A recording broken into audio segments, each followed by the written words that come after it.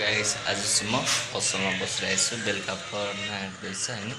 यो अब साँझको बेला कोही कस्टमर आउनुभयो भने उहाँलाई हामी आज पनि गेम खेलाइरहेको छु हैन। आज पनि गेम खेलाइरहेको छु र जो आउँछ उहाँलाई हामी एयरबक्स दिनेछौँ। ल हेरौँ बाटोमा कोही हिँड्नुभएको छैन हैन।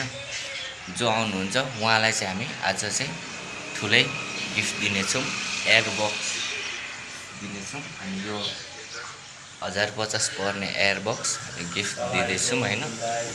जो कस्टमर आउँछ उसलाई है। सो आउनु होला। अहिले कति 5 बज्यो, 5 बजिसकेछ। 5-6 बजेभित्र 1 घन्टामा जो कस्टमर आउँछ उसलाई चाहिँ हामी एयरबक्स दिनेछौँ है त।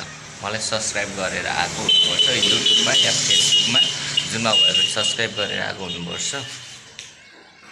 म आउँछु है। ल सो गाइस छिटोभन्दा छिटो सब्सक्राइब गरेर आउनु होला। हजुरहरूलाई पनि एयरबक्स पर्न सक्छ। ल अल द बेस्ट गाइस।